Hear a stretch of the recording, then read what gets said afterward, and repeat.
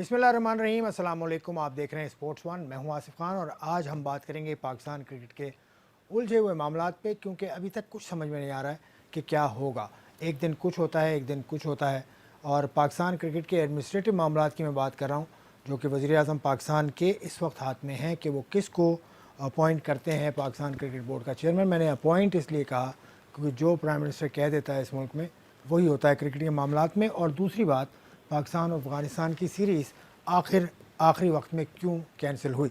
इन दोनों बातों पर, इन दोनों मौज़ूआत पर गुफ्तगू करने के लिए एक बहुत ही जय्यद किस्म के शख्स को आज दावत दी है। पाकिस्तान की ब्रॉडकास्टिंग इंडस्ट्री में गुरु का दर्जा रखते हैं।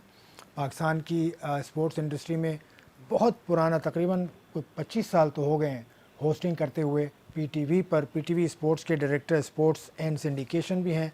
डॉक्टर नुमान नियाज़ नाम ही काफ़ी है। अस्सलाम वालेकुम डॉक्टर साहब, कैसे हैं आप? वालेकुम सलाम आसिफ, मुझे आपसे एक इख्तिलाफ है। जनाब, आपको सबसे इख्तिलाफ है, मुझसे भी वो सही। ये 25 साल नहीं, 29वां साल है और आप मेरी उम्र आया क्यों करना चाह रहे मैंने, हैं? देखिए, मैंने तो कम कर दी उम्र आपकी। 25 साल नहीं है, 29वां साल है, मैंने तो कम कर दी। बिल्कुल ठीक हो गया और जनाब। अच्छा डॉक्टर साहब, डायरेक्टली पॉइंट पर आए। आपने खबर ब्रेक की थी ट्विटर पे, एक तो कि कोई एक्स क्रिकेटर बनने वाला है चेयरमैन। अब वो एक्स क्रिकेटर कोई भी हो सकते हैं। तो उस खबर के हवाले से क्या कहना चाहेंगे? अब तो सूरत हाल थोड़ी बदल गई है। यार, एक तो आपको मैं एक चीज बताऊं कि बहुत 2-3 माह पहले एक खबर आई थी कि शायद एहसान मानी साहब की, जो chairman, existing chairman Pakistan cricket board है, इनकी पेट्रन ऑफ द पीसीबी यानी कि prime minister Islamic republic of Pakistan Imran Khan साहब से मुलाकात हुई थी and he was confident to continue. फिर प्रोबेबली जिस तरह होता है, हमारे यहाँ आपकी जो स्पेस होती है उसमें ऑब्वियसली फ्रिक्शन भी बहुत होती है। सो कोई 4-5 दिन पहले, and not only the reliable sources, obviously we can never reveal our source, but ये almost confirmed था कि एहसान मानी साहब may well not get extension। और ये ऑफिस में क्योंकि टेन्योर एक्सटेंड होगा, it's not like 1 year extension, और वो जो कि प्रोबेबली कॉन्स्टिट्यूशनली अगर आप पाकिस्तान क्रिकेट बोर्ड का देखें, एग्जेक्टिव अपॉइंटमेंट्स जो हैं वो फिर टेन्योर एक्सटेंड हो तो वो 3 साल होंगे। लेकिन उसमें फॉर्मर, मैंने इस क्रिकेटर नहीं कहा था, मैंने कहा था फॉर्मर पाकिस्तान कैप्टन। सो मेरा इशारा यकीनन रमीज हसन राजा साहब की तरफ था। और ये काफ़ी खबर थी कंफर्म जराए से कि शायद मानी साहब को रिप्लेस करेंगे जो हैं वो रमीज राजा।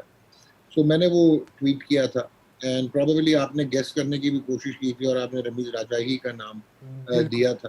बिल्कुल। उसके बाद जैसे हमने देखा कि रमीज राजा को भी प्राइम मिनिस्टर ने बुलाया, जो कि एक कोइंसिडेंस नहीं हो सकता कि आप चेयरमैन पाकिस्तान क्रिकेट बोर्ड को भी बुला रहे हैं और उसके बाद आप साथ रमीज राजा को भी बुला रहे हैं। और रमीज राजा का अगर आप देखें, एनएच सोनियन और क्रिकेटिंग फैमिली से हैं, वालिद इनके कमिश्नर भी रहे और फिर ये बड़े भाई को क्रिकेट खेलते देखा। मंजरे भाई भी इनके बहुत आला क्रिकेटर थे, बहुत कम लोग जानते हैं कि यूनाइटेड बैंक से खेले वो, इंडस्ट्रियल डेवलपमेंट बैंक से भी खेले, जईम हसन राजा। तो रमीज ने काम किया हुआ था, is voice of Pakistan cricket, और उसके अलावा इमरान खान साहब के साथ 8 साल वो अंडर अप्रेंटिसशिप रहे और उनकी क़यादत में खेले, रिप्रेजेंट किया पाकिस्तान को वर्ल्ड कप 92 का। आपको रिचर्ड लिंगवर्थ का कैच भी याद है। तो ये सारी चीज़ें अगर आप देखें, और इनकी ऑब्वियसली वो होता है ना कि आप राइट साइड पे होते हैं और पसंद दीदी का इजहार भी होता है, और वो दोनों जानिब से हमें नज़र आ रहा था। चीफ एग्जीक्यूटिव ऑफिसर भी रहे, member advisory council of the Pakistan cricket board भी रहे। सो डोमेस्टिक क्रिकेट भी खेली, अंडर 19 क्रिकेट भी खेली, प्लेयर पाथवेज को भी जानते हैं, लोकल क्रिकेट की डेमोग्राफीज को भी जानते हैं, अनलाइक वसीम खान जिनको शायद दिक्कत महसूस हुई होगी पाकिस्तान की जो ग्रास रूट लेवल की क्रिकेट है मतलब तो वसीम खान उसमें का से नाम लेना ज़रूरी था आपके लिए। वसीम खान से कोई ज़ाती, मुझे लग रहा है कोई ना कोई नहीं। रिफ्ट है। ये पर बात मुकम्मल कर लें पहले, फिर बात करूंगा वसीम खान साहब पे यार अलग। मुझे क्यों रिश्त होनी है भाई? नहीं, हैं?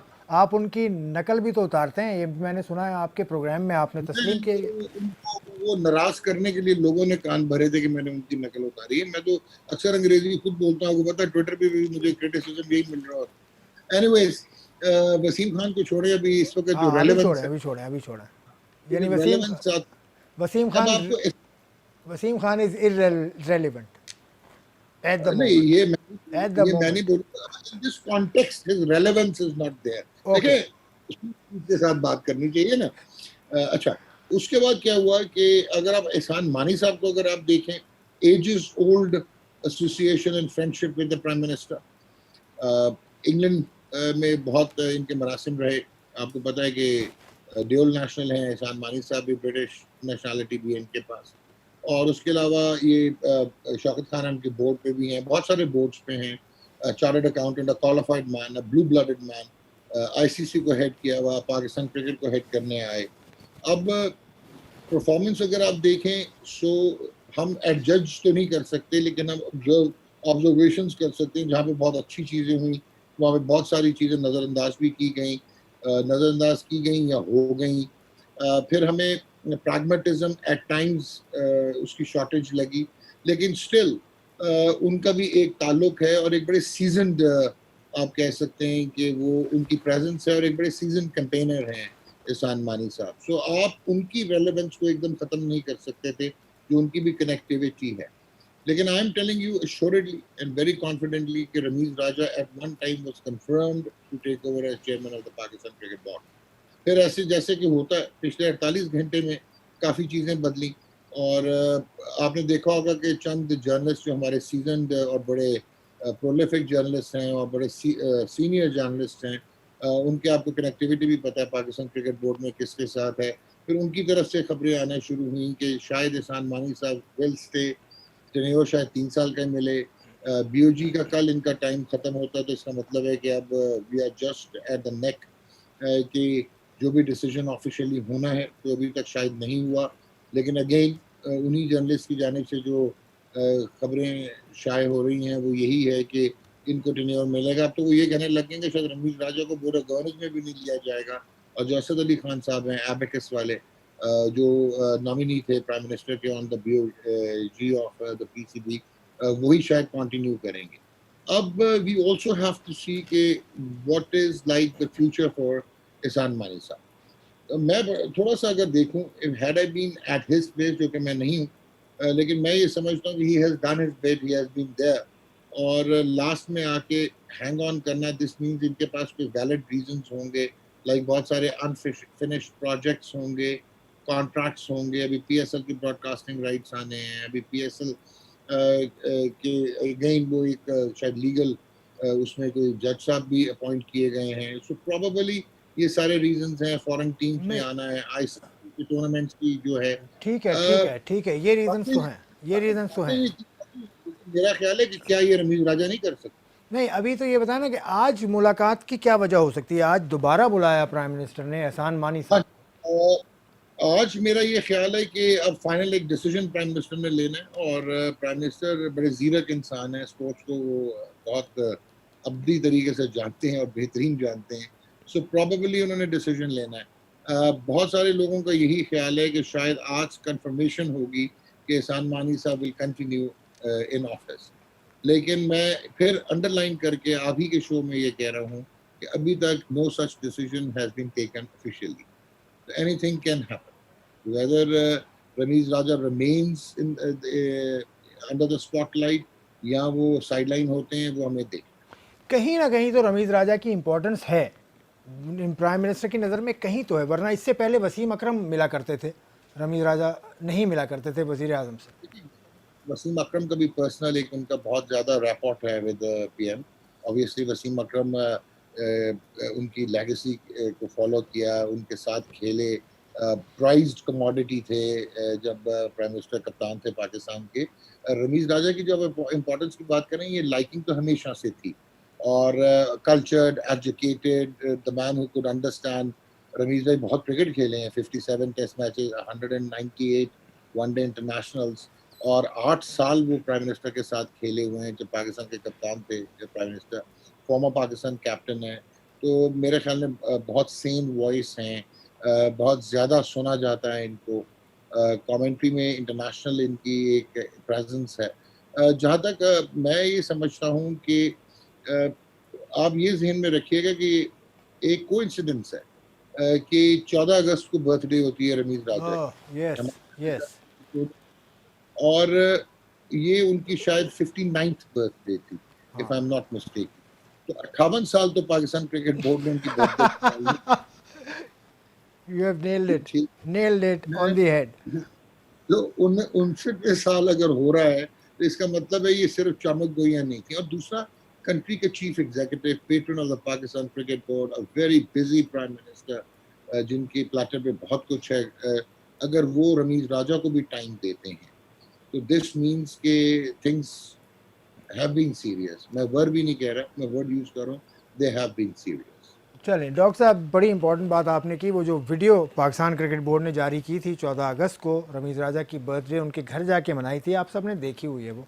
इस पर बात मज़ीद करेंगे इस इशू पे इस ब्रेक के बाद।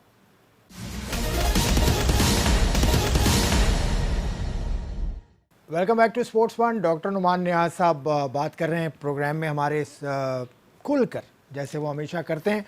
डॉक्टर साहब, आपसे मैंने पूछा था कि वसीम अकरम साहब भी तो वज़ीर आज़म के करीब हैं, आपने सब बताया, तो उनको क्यों नहीं मिल सकता ये ओहदा? नहीं, देखें, उनको क्यों नहीं मिल सकता, तो आप जिस तरफ मुझे खींच के लेके जाना चाह रहे हैं, मैं उस तरफ जाना नहीं चाहूँगा।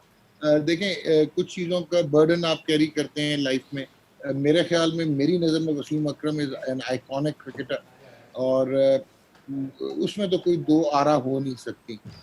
वसीम अकरम की बहुत सारी डिस्ट्रैक्शंस भी हैं इस वक़्त, जिसमें उनकी मीडिया प्रेज़ेंस है, एडवर्टाइज़मेंट्स हैं, स्पॉन्सरशिप्स हैं, टेलीविजन अपीयरेंसेस हैं, कमेंटेटिंग है, और उनका एक इन्फ्लुएंस, ऑरा और इम्पैक्ट इस वक़्त इस बोर्ड के ऊपर भी है।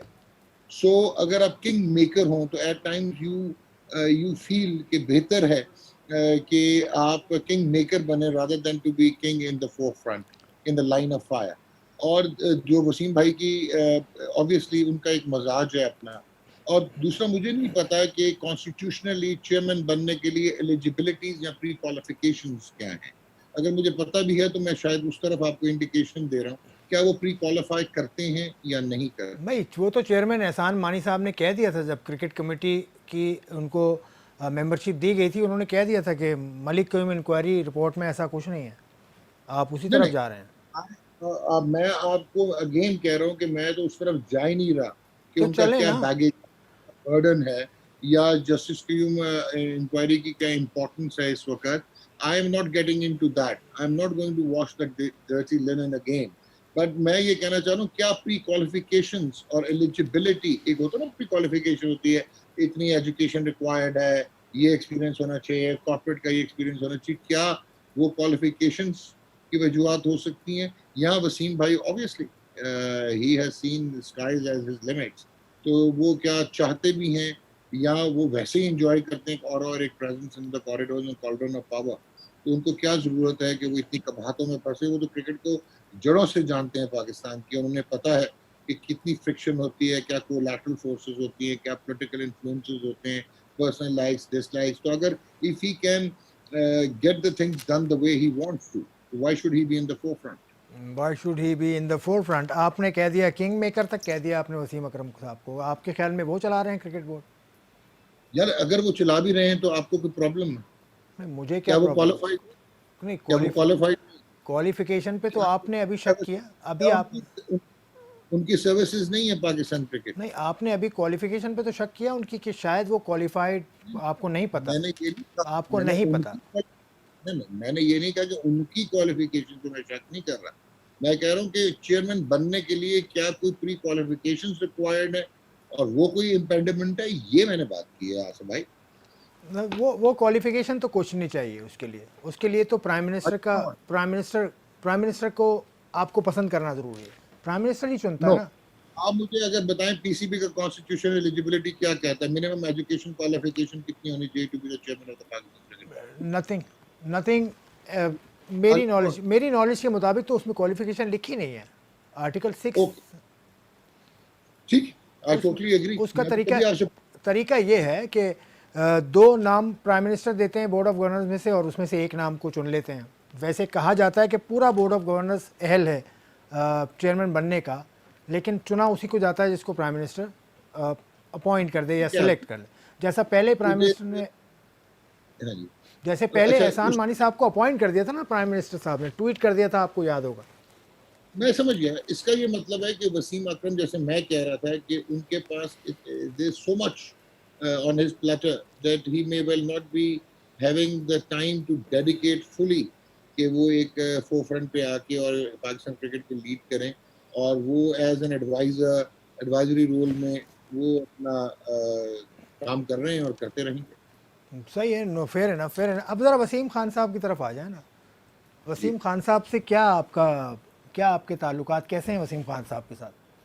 बहुत अच्छे ताल्लुकात हैं। हम we meet and we meet very nicely, we talk to each other, bilateral एक रिलेशनशिप है, और बहुत अच्छा रिलेशनशिप। तो अभी वसीम खान साहब बिल्कुल मंजर से गायब हैं, क्यों, ऐसा क्यों? ओके, देखें, मैं एक तो वो वाला जर्नलिज्म करता नहीं कि हियरसे पे चलूं, बट मैं ऑब्जर्वेशनल, और दूसरा मैं जजमेंट्स पास करता नहीं। I can't be judgemental. पर मुझे ऐसे लगा है कि शायद वो तजब्जुब का शिकार हैं। वैसे तो उनका tenure has to continue till, if I am not mistaken, February January और February February 22। 2022। So, and he has done his bit in attracting international cricket back to Pakistan. एक सिस्टम से वो आए थे, थोड़ा सा एलियन थे, यहाँ पे एलिनिएटेड थे।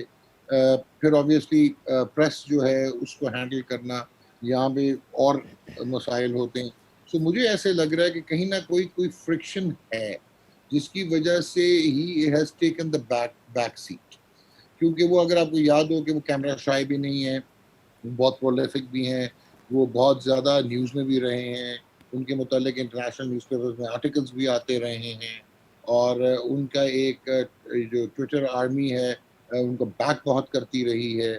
सो मुझे ऐसे लग रहा है कि शायद ही इज़ कॉन्टेम्पलेटिंग कि whether he has to continue for another tenure here, और it's his time, it's time to गो।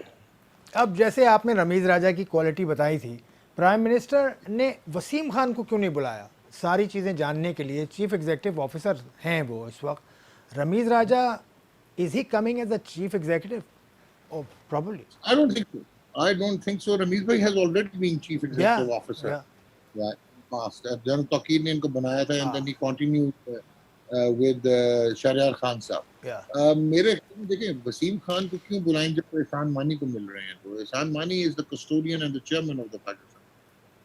तो अगर आप प्रोटोकॉल्स पे भी जाएं, एसओपीज पे भी जाएं, तो उसमें अगर चेयरमैन जा रहा है तो देयर सीम्स नो रीजन के सीईओ को बुलाया जाए, राइट? सो रमीज राजा एक फॉर्मर पाकिस्तान कैप्टन है, एक पेडिग्री प्लेयर रहे, इन द सेंस कि वो नीचे से आए हैं और पाथवे से आए हैं, और उन्होंने अंडर 19 क्रिकेट की कप्तानी की हुई है, रीजनल क्रिकेट खेली हुई है, एसोसिएशंस के लिए खेले हुए हैं। वो अपना फर्स्ट क्लास क्रिकेट बेताशा हाँ, खेले हैं, लाइफ टाइम के। उनका बेटा भी खेल रहा है, अब खेलेगा। वो तगड़ा है, मैं आपको बता दूं, वो तगड़ा 200 कर गया गालिबन वो, अच्छा। City cricket. हाँ, वो तगड़ा है। सो ये वो वाला चक्कर नहीं है नेपोटिज्म वाला, और शायद रमीज भाई को इतना प्रमोट भी उसको नहीं करना चाहते, हाँ, नहीं लेकिन नहीं नहीं, वो कभी नहीं किया, कभी नहीं किया। अब वो परफॉर्म करता है। सो मेरे ख्याल में क्रिकेटिंग, और अभी मुझे जो मेरी खबर भी है वो ये है कि क्रिकेट, ऑब्वियसली रमीज ने प्लान जरूर शेयर किए हैं और अपनी इनसाइट भी दी है और अपना विजन भी दिया है, लेकिन क्रिकेट डिस्कशन ज्यादा हुई है प्राइम मिनिस्टर के साथ, जो हम तक खबरें पहुंची हैं उसके मुताबिक। तो वो क्रिकेटिंग स्टेक होल्डर तो एक डायरेक्ट हैं, वो वसीम अकरम भी हैं, वो मुदस्सिर नजर भी हैं। मुदस्सिर नज़र तो अब नहीं है ना। हारून रशीद, मुदस्सिर नज़र की तो बात सुनी नहीं गई थी जब ये लोग प्लान लेकर गए थे, जब ये नया सेटअप आया है। उसमें मुदीर पानी थे, कौन? मुदस्सिर नजर नहीं थे उसमें। नहीं, मुदस्सिर नज़र जो पहली मीटिंग हुई है ना, उसमें मुदस्सिर नज़र, हारून रशीद, और वो जो एक कमेटी बनाई थी उसमें जो एक साहब थे, वो थे। तो प्राइम हाँ जी। मिनिस्टर, तो उन्होंने 8 टीम्स का, खैर ये मैं कहीं और जा रहा हूँ, 8 टीम्स का सेटअप और 3 टीम्स, 6 टीम्स का सेटअप। अब ये जिसने बनाया सबको पता है कैसा है ये डोमेस्टिक सिस्टम आपकी नज़र में। अभी तीसरा सीज़न देखें, होगा। जो इसका बेसिक फिलॉसफी है कि आपने डिपार्टमेंट क्रिकेट को साइड पे किया, वो भी अगेन हमें एक इंसाइसिव व्यू लेना पड़ेगा कि डिपार्टमेंट्स अगर आप देखें, तो जो 90s के डिपार्टमेंट्स थे वो आपको 2005 के बाद नजर नहीं आते थे। प्लेयर्स अकोमोडेट जरूर होते थे, बहुत जगह पे एक्सप्लॉइट भी होते थे। मैं टोटली एग्री करता हूँ कि जो लाइवलीहुड है वो डिपेंडेंट था बहुत सारे प्लेयर्स का। अगर आप उसको 12 डिपार्टमेंट्स ले लें, ग्रेड 2 और ग्रेड 1 वाले, और आप 20 प्लेयर भी लगा लें, तो ये 240 प्लेयर बन जाते हैं जिनका रोजगार चल रहा था। लेकिन पूरी दुनिया में कहीं पे भी डिपार्टमेंट्स जो हैं वो क्रिकेट के डायरेक्ट स्टेक होल्डर नहीं होते, वो स्पॉन्सर ज़रूर होते हैं, ब्रांड बिल्डर ज़रूर होते हैं, कॉर्पोरेट कम्युनिकेशन में ज़रूर आते हैं। रीजनल रीजनल बेसिस पे या जो भी है सिटी बेसिस पे जिस तरह भी क्रिकेट खेली जाती है, स्टेट बेसिस पे, तो वो कॉन्सेप्ट बिल्कुल ठीक है। अब हमने ये देखना है कि ऑस्ट्रेलिया की शेफील्ड शील्ड जो है उसको भी बहुत सारी वॉइसेस आ रही हैं, इंफ्रास्ट्रक्चर जो डोमेस्टिक क्रिकेट का है उसके बारे में हम्म। इबहम है वहाँ पे एक्सपर्ट्स को, और इवन वो क्वालिटेटिवली समझ रहे हैं कि जो एक डील था वो अब थोड़ा सा मॉडर्न क्रिकेट के साथ और बेहतर तरीके से इक्वेट होना चाहिए और वापस डोमिनेंस पीरियड ऑफ डोमिनेंस की तरफ वो जाना चाह रहे हैं। तो वो भी कंसिडर कर रहे हैं कि उसमें भी री इन्फ्यूज किया जाए और शायद स्टेट टीम्स को बढ़ाया जाए, या क्वांटिटी वर्सेस क्वालिटी की डिबेट वहाँ पे भी चल रही है। तो वो शायद 2 करोड़ 2.5 करोड़ का मुल्क है, हम 22 करोड़ का मुल्क है। तो हमें सैंपल साइज अपना देखना है। हमारे यहाँ शायद 64,000 club cricketers active club cricket खेलते थे जब क्लब क्रिकेट होती थी। अब तो क्लब क्रिकेट भी एक्सटिंक्ट हो गई है। सो अभी तो यहाँ पे अगर आप इस्लामाबाद और रावलपिंडी में देखें तो यहाँ पे तो ग्राउंड्स के ही मसाइल नहीं खत्म हो पा रहे हैं। तो क्लब क्रिकेट क्या होनी है, तो वो हमें सैंपल साइज थोड़ा सा रिवाइज जरूर करना चाहिए। चलें, ठीक और है। हमें ये कि क्वांटिटी वाइज हमें टीमें बढ़ानी है। और दूसरा, मैं बड़ा ब्लंटली कहूँगा जो मैंने देखा है कि एक तो हमने लेट कर दिया ग्रास रूट पे रीएक्टिवेशन सिटी क्रिकेट की। बिल्कुल। उसके बाद जो रीजनल बोर्ड्स हैं वो अभी तक अपनी शेप नहीं ले सके। फिर कब तक सस्टेन करेगा, कब तक centralised form of running first class cricket रहेगी, क्रिकेट बोर्ड कब तक इन्फ्लिक्शन लेगा अपने एक्सचेकर पे, बिल्कुल, बिल्कुल। कैसे। कुछ कुछ अंदाज़ा नहीं है, इन चीज़ों का तो कुछ अंदाज़ा नहीं है अभी तो। फिर इसका मतलब है कि सस्टेनेबल मॉडल तो नहीं है ये इस वक्त तक। बिल्कुल, मैं एक ब्रेक और लेता हूँ डॉक्टर साहब, ये last break of this programme. मैं आपको दोबारा जॉइन करूँगा इस ब्रेक के बाद। हम बड़ी इंटरेस्टिंग बातें कर रहे हैं। अब पाकिस्तान अफ़गानिस्तान सीरीज़ की तरफ आते हैं इस ब्रेक के बाद।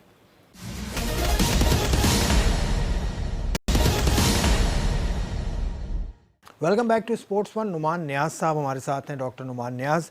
डॉक्टर साहब, मुझे एक बात जहन में आई है, मैं वो पहले पूछ लूँ आपसे, फिर हम अफगानिस्तान पाकिस्तान सीरीज़ पर भी जाएंगे। मैंने कहा था कि रमीज़ राजा साहब के साहबजादे खेले, आपने कहा अच्छा खेलते हैं। आपके साहबजादे की भी सिलेक्शन हुई है पिंडी रीजन से, तो जी कैसा जी, कैसा खेलते हैं वो, कैसा खेलते हैं? मेरा या ख्याल में प्री मेच्योर सिलेक्शन है उसकी, और ही स्टिल नीड्स टाइम। और उसको 2 मैचेस मिले सिटी क्रिकेट में।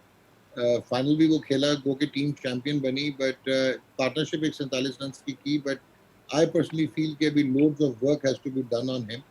और दूसरा, उसको मेंटली हमने ये भी तैयार करना है, क्योंकि वो मेरा बेटा है। आपने भी सवाल पूछा कितने हजारों सिटी क्रिकेटर्स होंगे, लेकिन आपने अली का पूछा, तो सही है। तो इस प्रेशर में भी उसको अपने आइडेंटिटी बनानी है, और आइडेंटिटी बनाने के लिए शायद उसको डबल वर्कलोड और बेहतरी करनी होगी। अदरवाइज नेपोटिज्म का पर्ची का टैग लगा रहेगा, जो कि मैं मुनासिब नहीं समझता, क्योंकि क्रिकेटर सारे सांझे होते हैं, और जब हम किसी को क्रिटिसाइज करते हैं या बात करते हैं, तो मेरे ख्याल में he still needs time before he can evolve at a district and a first class level. तो आपने कहीं इस्तेमाल नहीं किया था अपना नाम, अपना इन्फ्लुएंस? मैंने शायद अपना नाम नहीं किया, लेकिन आपने आपसे बड़ा अच्छा एक सवाल किया। मैंने भी अपनी ना 35 साल जिंदगी के आइडेंटिटी क्राइसिस में गुजारे, और शायद मैंने फॉरेन डिग्रीज इसलिए की थी क्योंकि मैं भी obviously, my father was a retired, now he is a retired lieutenant general. So एक ज़माने में उस वक्त आर्मी जो है वो सेंटर ऑफ पावर में भी थी, तो मैंने भी वो भुगता हुआ है। तो इसलिए कुछ जगह पे ऑटोमेटिक फ़ायदे होते हैं, वो यकीनन अली को भी हुए। ठीक है, आई am not one of those अच्छा, कि मैं कोई अच्छा, आप ये मान रहे हैं कि उसको फ़ायदे हुए? डेफिनेटली उसको फ़ायदे हुए, और उसको नुकसान भी होगा, और उसको बेतहाशा नुकसान होगा।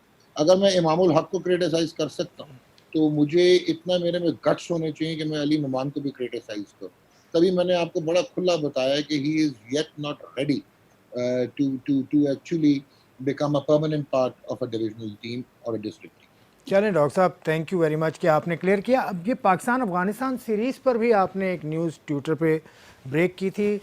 जब ये सीरीज़ का मतलब थोड़ा सी बात हो रही थी कि कहाँ होगी, श्रीलंका में होगी, आपने कहा कि जी कराची में भी हो सकती है, पाकिस्तान में भी हो सकती है, और it was about to happen. लेकिन क्या हुआ लास्ट मोमेंट पे? आसिफ, वैसे तो आपका अफगानिस्तान के क्रिकेट बोर्ड में काफ़ी लिंक्स हैं, और आपको भी काफ़ी बैकड्रॉप की चीज़ें पता लग चुकी होंगी। मैं ये समझता हूँ कि जो मेरी खबर इस लिहाज से भी बिल्कुल ऑथेंटिक थी कि we are also one of the broadcasting stakeholders for cricket in Pakistan. और मैं आपको जैसे पता है हेड करता हूँ पीटीवी स्पोर्ट्स को, और हमारे जो प्रोडक्शन पार्टनर्स हैं वो सनसेट एंड वाइन हैं। और उन्होंने मुझे कांटेक्ट किया सबसे पहले कि जी श्रीलंका में क्योंकि वो लग गया है, लॉकडाउन हो लॉकडाउन। गया because of the delta virus variant जो है कोविड का। सो अनलाइकली था कि वहाँ पे हेमन टोटा में ये मैचेस हो पाए।